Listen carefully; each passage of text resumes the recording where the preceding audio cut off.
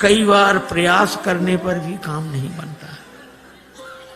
भगवान ने बड़ा प्रयास किया पर केवट बोला साफ साफ कहो, प्रभु धो लो। प्रेम पराधीन प्रभु की यह अभय वाणी सुनकर केवट गया, कठौते में जल भर लाया। आहा, उस दृश्य को आप देखें। कठौता एक और रख दिया, बाईं हथेली आगे बढ़ाई, श्री राघवेंद्र का दायां चरण रखा और कठौते से जल छोड़ दिया, लगा धोने। मन में तो यही भाव है कि वही चरण जिन चरणन ते निकसी सुरसरी। बड़े भाव से चरण धो रहा लेकिन पता नहीं लगने दे रहा। श्री लक्ष्मण जी ने कहा कि अच्छा केवट, बड़े भाव के कारण चरण धो रहे हो? केवट बोला नहीं नहीं सरकार, हम तो नाव के कारण चरण धो रहे हैं, भाव के कारण। भगवान एक पांव से खड़े हैं, केवट बैठा, देवता भी आश्चर्य कर रहे हैं। कैसे ऐसे भक्त तो देखे जो भगवान के सामने एक पांव से खड़े रहे, पर ऐसा भक्त नहीं देखा जिसके सामने भगवान ही एक पांव से खड़े रहे। बड़ी देर हो गई, भगवान ने कहा केवट चरण धुल गए? केवट बोला हाँ महाराज धुला तो, लेकिन तब तक भगवान ने चरण नीचे रख दिया। केवट बोला गड़बड़ी कर दी, चरण गीला था, पोंछ तो लेने देते मेरी इस फटी दुपटी से, आपने पोंछने नहीं दिया, गीला चरण धरती में रखा, धूल लग गई, दोबारा धोना पड़ेगा। लक्ष्मण जी बोले हो चुके पार, चरण तो गीला रहेगा ही, इसमें धूल लगे इसे धुलाओ, उसमें लगे तो उसे धुलाओ, बस चरण ही धुलाते रहो, कभी दायां कभी बायां कभी। भगवान ने कहा रुको रुको, केवट से पूछने दो। केवट हम कब तक ऐसे ही खड़े रहे? केवट बोला सुनो सरकार, गौतम तीय तारण अधम उदाहरण है, प्रेम से पगों को पखारन मोह दीजिए, और धोए चरण को बिनु पहुंचे धरनी में धरो, लागी रज फेर भ्रम दुगुन ना कीजिए। दोबारा मेरे भ्रम को उत्पन्न न करें। और लेखन में जड़े कण केते देख देख धोऊं। भगवान बोले हम एक पांव से कब तक खड़े रहे? आप एक पगते खड़े याते न खीजिए। जिन विचार जो एक ही पांव होता वे भी तो किसी का सहारा लेकर खड़े रहते हैं, वृक्ष का, डाली का, किसी आदमी का, लाठी का। भगवान बोले यहां कोई सहारा हो तो बताओ। केवट बोला है, चाहो अवलंब तो विनीत जू, विलंब बिनु नाथ मेरे माथ पे सो हाथ धर लीजिए। भगवान कहते हैं कि देखो कैसी चतुराई है। लोग कहते हैं हमें सहारा मिल जाएगा अगर हमारे माथे पे हाथ रख दोगे, पर केवट कहता हमें नहीं, अगर आपको सहारा चाहिए तो हमारे माथे पे हाथ रखो। भगवान ने केवट के माथे पर हाथ रखा तो बरस सुमन सुर सकल सिहाही, यही सम पुण्य पुंज को नहीं। चरण धुले। भगवान ने कहा भैया चरण तो धुल गए, हाँ तो अब पार करो। केवट बोला अभी नहीं, आपके लिए घाट का नियम थोड़ा ही तोड़ दूंगा। नियम क्या है? जो पहले आते हैं उन्हें पहले पार करता हूं, बाद वालों को बाद में।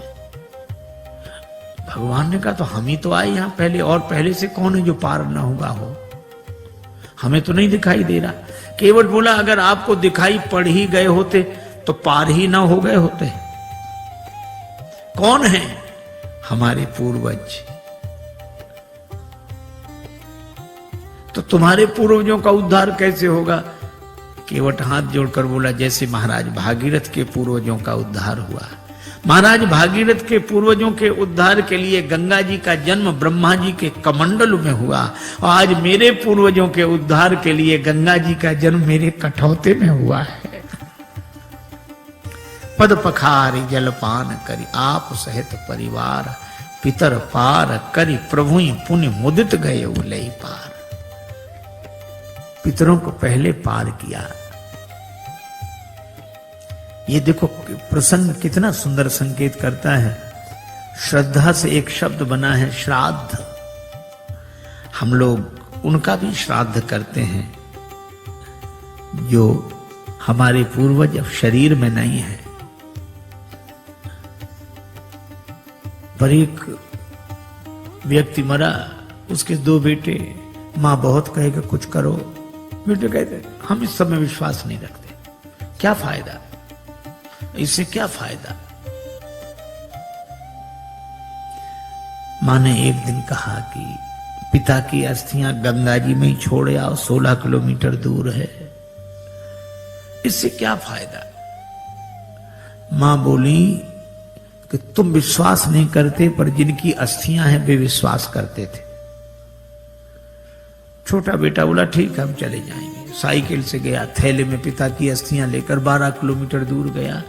एक नाला बह रहा था, कहां जा रहा, 4 किलोमीटर बाद गंगा जी मिल जाता है। बेटे ने सोचा नाला जा ही रहा, हमारे जाने की क्या जरूरत, वहीं छोड़ दी पिता की अस्थि। लौट आया, मां ने कहा क्यों, पहुंच गई होंगी।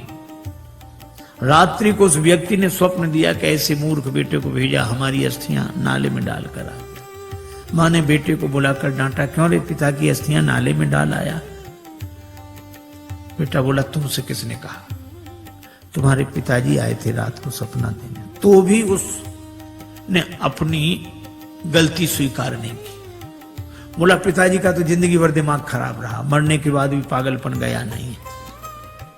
मां ने डांट कर कहा क्या पागलपन है। बेटा बोला 12 किलोमीटर इधर लौटकर सपना देने तो आ सकते थे, 4 किलोमीटर उधर नहीं जा सकते थे। यह हाल है। आज रक्त के संबंधों का पहले जैसा अर्थ नहीं है। आज रक्त के संबंधों का पहले जैसा अर्थ नहीं है। तर्पण भी मिल ही जाएगा, ऐसी भी कोई शर्त नहीं है। लेकिन केवट का प्रसंग हमें सिखाता है, पितर पार करी प्रभु पुण्य मुदित गए लई पार। और भगवान के चरण कमलों को देखकर गंगा जी भी हर्षित है। इन्हें तज ब्रह्म कमंडल में अटकी रही भटकी शिवशीष, वर्ष केते बिताए हैं। और जो चरण छूट गए थे, केवट ने वही चरण फिर आ मिलाए हैं। केवट ने भगवान को नाव में बिठाया। अब कह रहा है गंगा जी की बालुका में पहले श्री सीता जी, फिर श्री राम जी, फिर निखादराज गुह, फिर श्री लक्ष्मण जी। केवट ने उतरकर दंडवत किया, चरण पकड़े। लक्ष्मण जी बोले वाह, उस तरफ तो अकड़ रहे थे, इधर तो चरण पकड़ रहे। केवट ने कहा वो तो घाट घाट का तरीका है, उधर पार नहीं किया था तो अकड़ कर रोक सकते थे, अब तो पार कर दिया तो चरण पकड़ कर ही रोक सकते हैं। पर भगवान को लगा कि इसे कुछ दिया नहीं। लक्ष्मण जी बोले क्या बात है प्रभु। राम जी बोले इसे कुछ दिया नहीं। अरे और क्या देंगे। कठिनता से चरण धोकर मिले कुछ बिंदु विधि हर को, वो चरणामृत स्वयं केवट के घर जाकर लुटाते हैं। ब्रह्मा जी को जो अवसर मिला, शंकर जी को और जनक जी ने जो अवसर पाया, ये केवट को भी वही मौका मिला। और क्या दोगे। भगवान बोले धीरे बोलो लक्ष्मण, ने उतराई की कौन कहे, चरण धुलाई भी देनी पड़ेगी। चरण भी तो हमने अपने मतलब से ही धुलाए थे। लेकिन दें क्या, कुछ है नहीं। कितना अद्भुत है यह प्रसंग। श्री जानकी जी प्रिय ही की सी जान निहारी, मन मुंदरी मन मुदित उतारी। मन मुद्रिका उतार कर प्रभु को दी, आप दे दो उतराई। राम जी सोच रहे हैं कि हमारे हाथ में कुछ है नहीं, केवट को दें क्या। पर श्री जानकी जी ने मन में सोचा और कहा कि प्रभु, मन ही मन कहा कि प्रभु आपके उस हाथ में नहीं, इस हाथ में तो है। श्री राम जी ने कहा कि तुम्हारा हाथ मेरा हाथ कब से हो गया। श्री जानकी जी ने कहा कि प्रभु जब से मेरे पिता ने मेरा हाथ आपके हाथ में दे दिया, उस दिन से मेरा हाथ आपका हाथ हो गया। उतार कर अंगूठी दी। यह आदर्श दाम्पत्य प्रेम का अनुपम उदाहरण। आप कल्पना करो, आज की परिस्थिति में अगर ऐसा होता, कोई घर छोड़कर वन में होता और साथ में पत्नी होती और उसे कुछ देना होता, तो बेचारे पति को ही कहना पड़ता कि वो ऐसा है। वो पत्नी के हाँ बोलो क्या बात, बोलो बोलो क्या ये अंगूठी। पत्नी क्या कहती, अपना तो सब बर्बाद कर ही बैठे, ऐसा स्वभाव। अब यही और बच्चे तो ले आग लगा दो, चाहे जो कुछ करो, ले यही होता। पर श्री जानकी जी कहती हैं नहीं। या कोई दूसरी भावना वाली देवी होती तो वो कहती अरे ये क्या देंगे, लो हम देंगे केवट, ले। पर श्री जानकी जी यह नहीं करती, राम जी को देती, प्रभु आप देते। भगवान ने कहा केवट उतराई ले लो, कहे कृपालु ले हो उतराई, केवट चरण गहे अकुलाई। महाराज नहीं चाहिए। भगवान ने कहा क्यों नहीं चाहिए? क्या तुम्हारे मन में इच्छा नहीं थी? इच्छा थी तब मिल नहीं रहा था, और अब मिल रहा है तो इच्छा नहीं। भागती फिरती थी दुनिया जब तलब करते थे हम, और छोड़ दी हमने तलब तो अब बेकरार आने को है। अच्छा तो तुम्हारे मन में इच्छा क्यों नहीं रही? केवट बोला मैं आपसे मांगने के लिए तैयार खड़ा था कि कहां तक औरों के सामने हाथ फैलाता रहूंगा। राम जी से मांगूंगा तो फिर और किसी से मांगना नहीं पड़ेगा। मैं आपसे मांगने के लिए तैयार खड़ा था। भगवान ने कहा फिर हम बिना मांगे अंगूठी दे रहे हैं, क्यों नहीं दे रहे हो? केवट बोला मेरा विचार बदल गया। कहा क्यों? आपने आते ही नाव मांगी नाव। केवट बोला ये सुनते ही मेरा विचार बदल गया कि जो मुझसे ही मांग रहा हो, अब मैं उससे क्या मांगू? वह तो बहुत बड़ा है जिससे आप कुछ मांगते हो, लेकिन दीन बंधु वह कितना बड़ा है? वह तो बहुत बड़ा है जिसे आप कुछ देते हो, पर वो कितना बड़ा जिससे आप भी कुछ मांगते हो। मांग कर बड़ा बना दिया है, दे दोगे तो छोटा बन जाऊंगा, बड़ा ही रहने दो। नहीं, भगवान ने कहा ये देने लेने की बात क्या, मजदूरी दे रहे हैं हम तो।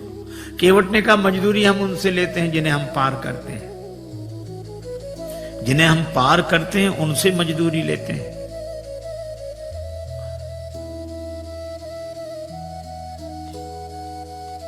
हमने आपको पार नहीं किया।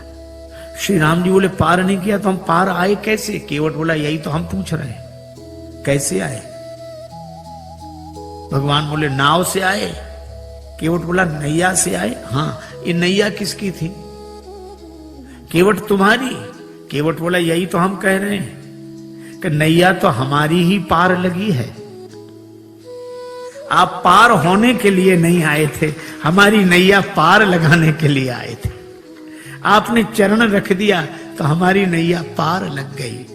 उतराई तो हमें देनी चाहिए, दे नहीं सकते तो ले कैसे लें? इसलिए प्रभु नहीं चाहिए। भगवान ने कहा कर ले लो। केवट बोला कि प्रभु वैसे भी नहीं ले सकते, हमारी आपकी बिरादरी एक है, हम लोग सगे भाई हैं। भगवान ने लक्ष्मण जी की तरफ देखा कि सुन रहे। लक्ष्मण जी बोले अभी क्या और मोह लगाओ भाई, पता नहीं क्या क्या बनेगा वो अभी। भगवान ने कहा लक्ष्मण अभी पूछते हैं। केवट से कहा कैसे भाई? केवट ने कहा कि मैं गंगा तट का माझी हूं, तुम भवसागर के केवट हो। मैं इस भव सरिता के तीर में हूं, मैं इस सुरसरी के तीर में हूं, तुम उस भव सरिता के तट हो। आपका भी काम पार करना, मेरा काम भी पार करना। तो मजदूर कहीं मजदूरों से मजदूरी लेते हैं भैया, मल्लाह कहीं मल्लाहों से मल्लाही लेते हैं भैया। भगवान बोले तो हम किसी का कर्ज नहीं रखते। केवट बोला हमारा रख लो। क्यों? चुकाने दोबारा तो आ जाओगे। भगवान बोले हम ना आए तो? केवट बोला हम वसूल करने आ जाएंगे। कहां वसूल करने आओगे? केवट ने कहा अपने को ऋणी समझते हो तो ऋण तुम वहीं चुका देना। मैंने तुमको है पार किया, तुम मुझको पार लगा देना। मैंने पार किया, उतराई नहीं ली। प्रभु आप भी पार कर देना। मेरे पास उतराई देने के लिए क्या होगा? भगवान ने कहा सो तो होगा ही, लेकिन ले लो। केवट बोला आज मुझे क्या नहीं मिल गया? नाथ आज मैं कहा न पावा, मिटे दोष दुख दारिद्र दावा। दोष मिट गया, मेरे पितरों का उद्धार हो गया तो पितृ दोष मिट गया। आप मेरी अटपटी बात सुनकर मुस्कुराने लगे तो मेरा दुख मिट गया, और आपने मुझसे नाव मांगी तो मेरी दरिद्रता मिट गई। सचमुच ये निराले भक्त होते हैं जो कुछ नहीं मानते। श्री बिंदु जी महाराज ने लिखा है, इश्क एक तरफा में यूं मशरूर हो जाऊंगा मैं, शाम तुम होगे क्षमा काफूर हो जाऊंगा मैं। और मैं अगर मांगू जो तुमसे मुझको तुम देना न कुछ, वरना फिर प्रेमी नहीं मजदूर हो जाऊंगा मैं अगर देखूं तो देखूं, मैं अगर चाहूं तो चाहूं तुम न मुझको चाहना, तुमने अगर चाहा तो फिर मगरूर हो जाऊंगा मैं अगर देखूं तो देखूं तुम न मुझको देखना, तुमने अगर देखा तो फिर मशहूर हो जाऊंगा मैं। और मैं अगर तड़पूं तो दृग से बिंदु टपकाना ना तुम, वरना आंखों से तुम्हारे दूर हो जाऊंगा मैं। कुछ नहीं चाहिए, कुछ नहीं चाहिए। लक्ष्मण जी ने कहा कि मैं कहता हूं। लक्ष्मण जी बोले केवट ले ले ले ले, उतराई। केवट बोला सरकार में वचन दे चुका था, ना नाथ उतराई चाहूं।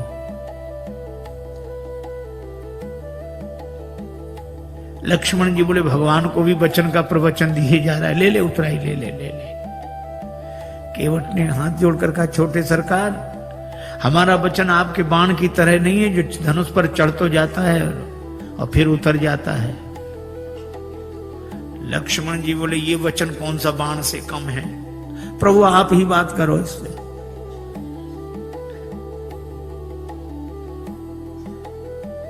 श्री जानकी जी ने कहा कि प्रभु हमारी ओर से कह दो। बहुत कीन प्रभु लखन सिय। श्री जानकी जी की ओर से राम जी ने कहा कि केवट उतराई ले लो। श्री किशोरी जी की अंगूठी है, उनकी ओर से। अब तो हंसते रहने वाला, हंसाते रहने वाला केवट भावुक हो गया, नेत्र भर आए, हाथ जोड़कर बोला प्रभु मैंने आपको पार बाद में किया है, पहले आपके चरण धोए, और मुझसे पहले भी आपके चरण किसी ने धोए थे, महाराज जनक ने। और महाराज जनक ने आपके चरण धोकर अपनी बेटी जानकी आपको अर्पित कर दी। मैं कैसा चरण धोने वाला जो उसी बेटी की अंगूठी उतराई में ले लूं? मैं दे नहीं सकता तो ले कैसे लूं? केवट के आंसू भर आए और श्री जानकी जी को गंगा जी किनारे भी अपनी मिथिला याद आ गई। भगवान ने कहा केवट तुम कुछ नहीं लेते तो मुझे दे दो। प्रभु आपको क्या दूं? मुझे आज्ञा दो तो मैं जाऊं आगे। केवट ने कहा कि प्रभु इतने काम सब अटपटे उल्टे होते रहे, एक काम और, क्या आप ही मुझे भेज दो। क्यों? ताकि मुझे ये लगे कि भगवान मेरे घाट पर है, कहीं नहीं गए, मैं इसी भाव में डूबा रहूं। और फिरती बारनाथ जो देवा सो प्रसाद में सिर धरी लेवा। बहुत कीन प्रभु लखन सिय, नहीं कछु केवट ले, विदा कीन करुणा यतन भगति विमल बर दे।